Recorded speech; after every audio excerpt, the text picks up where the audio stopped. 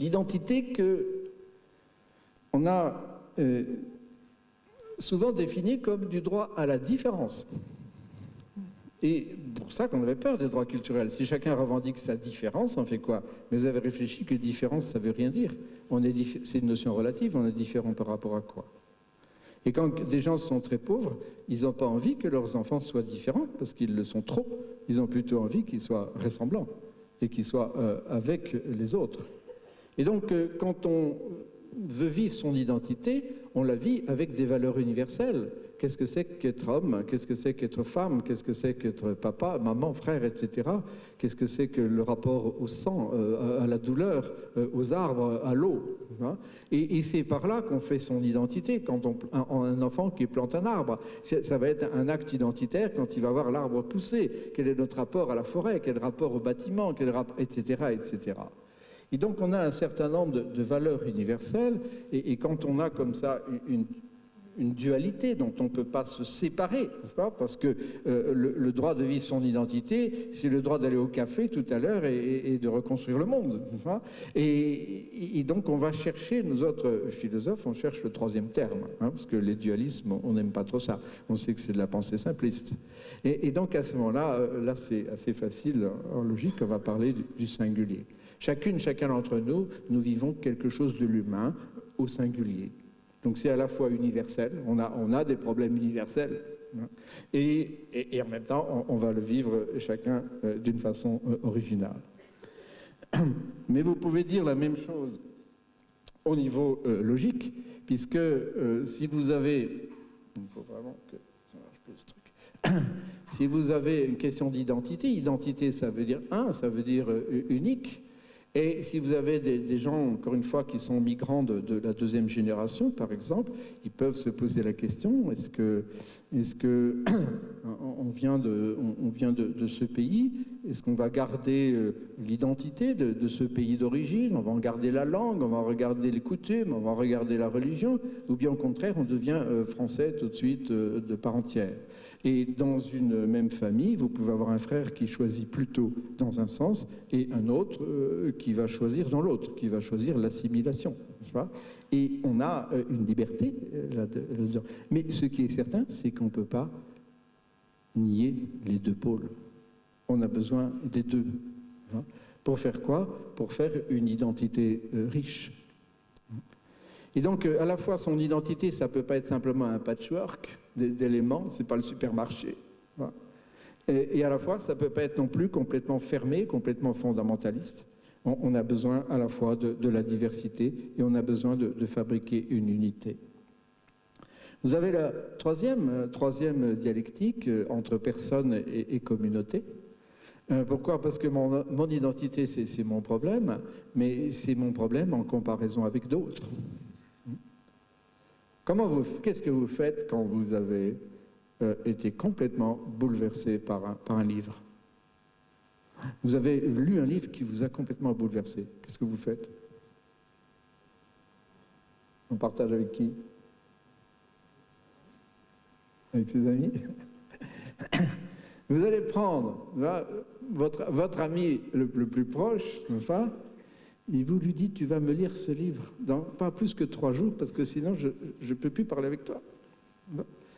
C'est tellement important qu'il faut absolument que tu lis ça pour que nous puissions en parler. Et à ce moment-là, qu'est-ce qui se passe? Vous avez une triangulation de la connaissance. Parce que vous avez lu ce livre, vous le partagez avec quelqu'un d'autre. Donc en le partageant avec quelqu'un d'autre, vous remarquez comment lui l'a lu, ce qui vous permet de mieux lire le livre, et qui vous permet de comprendre comment vous l'avez lu. Donc comment, dans le même acte de connaissance, vous connaissez mieux votre ami, vous connaissez mieux le livre, vous connaissez mieux vous-même. C'est ça, l'expérience culturelle. On est d'accord? Donc l'objet culturel, l'œuvre culturelle, va être ce lieu de commune action, va être ce lieu de communication dans lequel on se trouve. Et donc on a toujours cette approche triangulaire.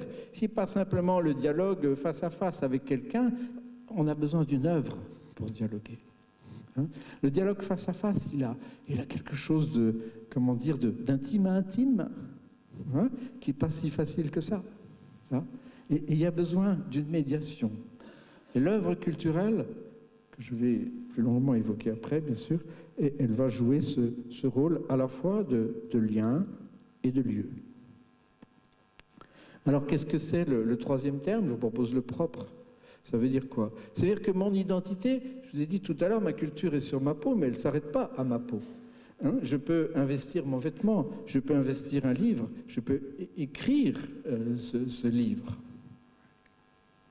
Et à ce moment-là, je peux créer aussi une communauté, je peux créer une famille.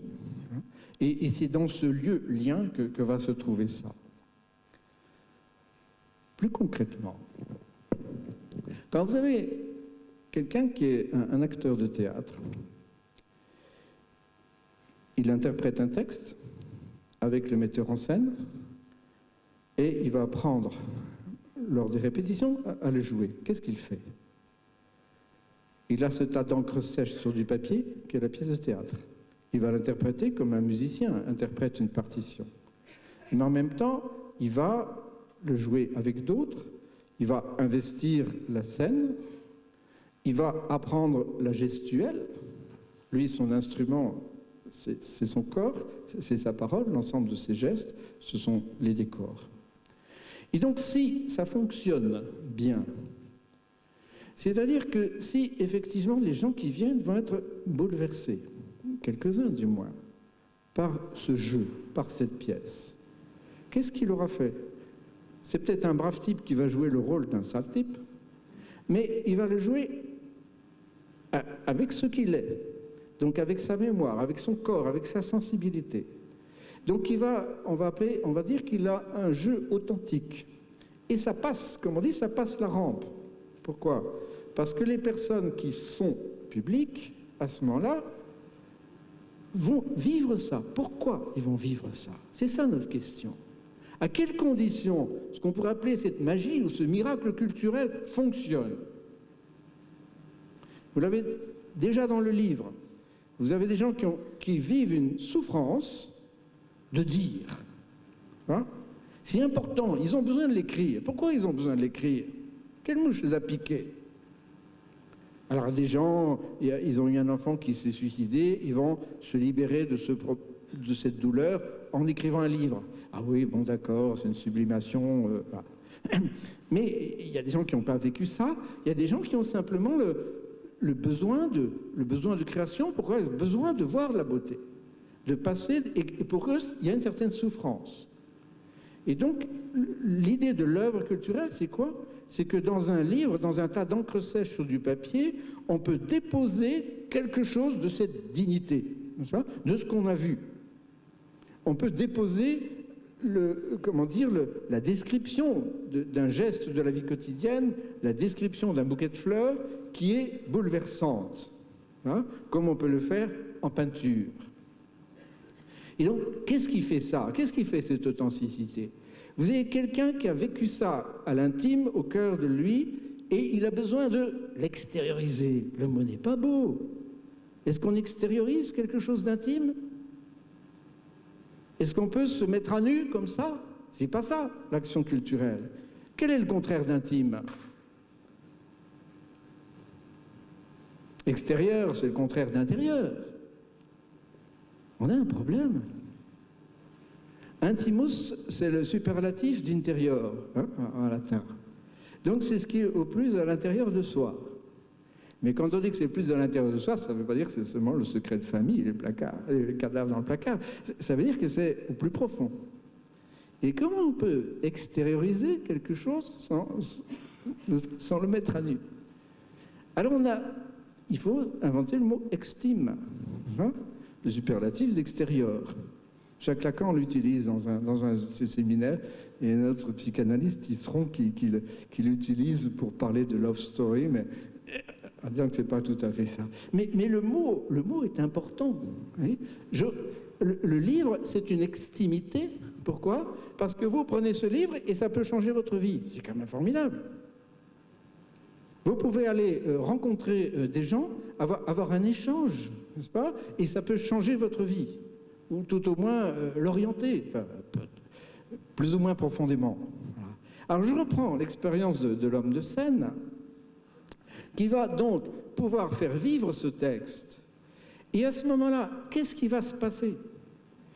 Eh bien, il va pouvoir créer une gestuelle où la mimique de son visage, l'intonation de sa voix, en correspondance avec celle des autres acteurs, en correspondance évidemment avec le texte, en correspondance avec le silence audible du public, il va pouvoir exprimer une correspondance entre les sens que, à ce moment-là, ceux qui sont dans le public vont pouvoir la capter.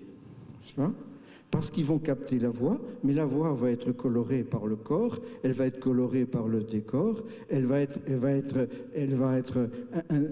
une lecture d'un texte extrêmement bien écrit, mise en scène.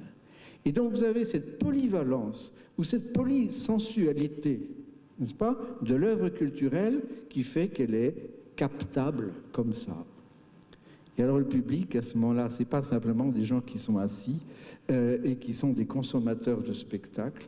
Le public, c'est des gens qui arrivent à partager cet acte d'extimité. Public, ça veut dire ouvert, et ça veut dire être peuple. Alors évidemment, la quatrième dialectique, rassurez-vous, il y en a que 5. La quatrième dialectique, elle est plus évidente, hein, c'est passé, futur. Et à ce moment-là, vous avez quoi? Eh bien, ce qu'on est en train de dire là en ce moment, c'est notre mémoire. Nous sommes tous du passé. Et notre langue à ce moment-là, c'est-à-dire notre activité culturelle, celle que nous faisons maintenant, eh bien, chaque mot a sa mémoire, je le disais tout à l'heure, et chaque mot, nous l'avons dans la main. Et notre corps, c'est aussi toute notre mémoire qui est là. C'est ce qui est déjà là, n'est-ce pas? C'est notre capital du passé accumulé, mais que nous travaillons. Et puis pourquoi nous sommes là? Ben, nous sommes là parce que nous avons des projets. Et donc le futur, c'est pas simplement quelque chose qui va venir. Une partie du futur, nous l'avons aussi déjà là. Il y a le passé qui est déjà là, il y a le futur qui est déjà là. Et notre présent, c'est quoi? C'est bien cette capacité d'avoir à la fois un présent à disposition que nous travaillons maintenant, que nous présentons maintenant, et un futur dont nous avons un petit bout à disposition. Enfin, nous voulons en avoir plus à disposition tout en restant ouvert, et nous voulons le présenter maintenant, notre futur, pour aujourd'hui développer des projets plus forts, plus présents. Et ce travail de présentation du temps de la passion, à la contraire du temps de l'ennui. Dans le temps de l'ennui, le passé, il est mort. Le futur, il n'est pas encore là. Et qu'est-ce que c'est que le présent? On est en train de tuer du temps, puisque c'est un instant entre un passé mort et un futur qui n'est pas. Et donc le présent, à ce moment-là, est évanescent. Tandis que dans la passion, le présent, il a une amplitude, il a beaucoup de temps. C'est un instant qui est beaucoup plus gros, qui est plus lourd. Et ce présent, du passé présenté, du futur présenté, en même temps, c'est ce qui fait notre qualité de présence en ce moment. Et elle, en ce moment, dans la mesure où nous avons une action authentique, une action culturelle authentique, nous faisons cet acte d'extimité qui veut dire comment on peut travailler toute cette mémoire accumulée, pour ces intuitions accumulées et qui sont évanescentes, et ce que l'artiste essaye de faire quand il veut enfermer, si j'ose dire, dans un tableau, dans une photographie, dans un film, dans une sculpture, enfermer un ensemble d'intuitions, un bouquet d'intuitions pour les faire jaillir dans une présence plus forte. C'est pas ça notre identité? Est-ce que c'est pas notre capacité de présence que vous remarquez quand quelqu'un vous écoute? Vous avez des gens qui vous écoutent toujours avec une oreille un peu distraite, et vous en avez d'autres, vous sentez la qualité de présence, cette qualité d'attention. N'est-ce pas? Ça veut dire qu'il est capable, justement, de faire un peu ce grand écart entre passé et futur pour vivre au présent composé. Alors ici, évidemment, c'est le présent, le troisième terme, c'est pas très compliqué. Alors vous avez encore maintenant la dernière dialectique, peut-être vous m'en trouverez une sixième, je suis preneur, hein. Mais c'est le territoire et l'espace. Hein. L'espace, c'est un peu l'infini, ce sont les pas, l'espace. Hein. Et on peut circuler, etc. Mais en même temps, on a besoin d'un lieu refuge. Dans la tradition de la localisation, vous avez à la fois les sédentaires et vous avez à la fois les nomades. Hein. Et chacune d'entre nous, on a aussi ces deux pôles. On a envie d'avoir le refuge, là où on est bien, et puis il faut quand même sortir de chez soi pour pouvoir voir d'autres choses comparées et aussi apprécier le retour. Donc vous avez là, dans la gestion de la mobilité, vous avez bien entendu besoin là aussi de cette dialectique. Alors on peut parler d'un écoumène, on disait en géographie, c'est-à-dire la terre habitée, l'écosystème qu'on arrive à s'approprier, donc une gestion du territoire en politique, mais chacun aussi notre territoire, qui va être un lieu hospitalier comme la maison. La maison est bien l'œuvre culturelle qui a cette dialectique, la maison ou le meuble, j'y reviendrai, où à la fois c'est un refuge, à la fois c'est un lieu d'hospitalité, à la fois on doit pouvoir s'y enfermer, à la fois on doit pouvoir accueillir. Alors ce qu'on a avec ce schéma identitaire, c'est qu'on a 5 dialectiques, et vous voyez qu'on n'a pas le choix entre les pôles. On est bien obligé, ça fait partie de notre condition. C'est pas ? On est bien obligé on ne peut pas vivre tout seul, on ne peut pas vivre non plus complètement bouclé dans une communauté. Vous avez des gens qui disent les droits de l'homme c'est individualiste, c'est occidental, alors qu'en Afrique ou en Asie on a plus le sens de la collectivité, on est beaucoup plus communautariste, etc. Mais ça n'a pas de sens. Pourquoi ? Nous, les expériences qu'on a fait en Afrique ou ailleurs, c'est de dire, c'est pas vrai, vous avez des sociétés qui sont complètement collectivistes, mais elles meurent, n'est-ce pas ? Elles étouffent leurs ressources. Et à l'inverse des sociétés très individualistes, on en connaît un rayon, n'est-ce pas ? Eh bien, plus elles deviennent individualistes, plus elles se disquament, et elles meurent aussi. Donc on a tous cet équilibre à trouver. Hein ? Mais chacun à sa façon. À la fois, c'est une question personnelle, individuelle. À chaque fois, entre les pôles dialectiques, qu'est-ce que vous avez ? Vous avez un espace de liberté. Donc à la fois, vous avez une nécessité de la condition humaine, n'est-ce pas ? Mais à la fois, vous avez à chaque fois un espace de liberté. Et c'est vrai au niveau individuel, c'est vrai quand on vit au niveau d'une communauté, par exemple au niveau de sa famille, comment on va vivre ces dialectiques entre passé et futur dans la famille, comment on va vivre son territoire, comment on va vivre l'identité de sa famille. Est-ce que mes enfants, je trouve qu'ils ont des copains à l'école qui ne sont pas très recommandables, qu'est-ce que je fais ? Je leur dis, je ne veux pas les voir, tu coupes, ou bien au contraire, apprends à vivre avec eux. On a tous ces éléments-là, partout, n'est-ce pas ? Si vous avez une communauté plus grande, vous avez les mêmes problèmes, et si vous avez une communauté politique départementale ou nationale, vous avez aussi le problème de l'ouverture, de la fermeture, de sa mémoire, etc. Donc c'est quand même assez intéressant comment le culturel, je prends ici l'identité qui fait le culturel, traverse le cœur de l'homme, là où il fait son identité, à l'intime, et en même temps, on est dans l'intime du tissage social. Un être humain, ce n'est pas un individu isolé, c'est un nœud dans le tissu social, et c'est en même temps un tisserand du tissu social. Donc on ne va pas choisir, ou bien on a une vision individualiste, ou bien on a une vision collective. On peut aller plus d'un pôle ou de l'autre. On a envie d'être tout seul, on a toujours envie d'être entouré, chacun son style. Mais on ne peut pas être complètement dans un sens ou complètement dans l'autre, sinon vous avez une pathologie identitaire. Et vous pouvez dire la même chose pour quelqu'un qui est complètement tourné vers son passé ou quelqu'un qui veut complètement oublier son passé. C'est pas bon, c'est pas possible. Dans un cas comme dans l'autre, ça va pas. Ou quelqu'un qui aurait une vision complètement moniste et fondamentaliste. Alors là, c'est une catastrophe pour lui et pour les autres. Ou quelqu'un qui aurait plus d'identité, il serait caméléon, il prend tout ce qui passe. Alors il a pas sa consistance. À chaque fois, vous avez vraiment, on peut appeler ça des pathologies identitaires. Ou quelqu'un qui est complètement universaliste, il vit pour le monde entier et il ne s'occupe pas de ses enfants. Ou à l'inverse, quelqu'un qui dit, moi, ma responsabilité, ça s'arrête là, et qui ne s'occupe pas de ce qu'il y a derrière, comme quelqu'un qui va au supermarché et qui achète du bœuf qui est produit au Brésil, dans des conditions épouvantables. Il dit, c'est pas mon problème, moi je suis consommateur. Non, c'est pas vrai. Le monde est interrelié. Le bœuf que tu manges, il est passé par où ? Qu'est-ce qu'il a mangé, lui aussi. Et donc on a ces espaces de liberté, quintuple espace de liberté, et d'une façon plus précise, au milieu, qu'est-ce que vous avez ici ? Un espace blanc. C'est l'espace de la conscience, ou espace de la confiance. C'est-à-dire où, justement, il y a cette dualité. Il y a mon fils adolescent, ma fille adolescente. Papa, je peux rentrer à 2 heures du matin ce soir? Enfin, demain matin? Oui ou non?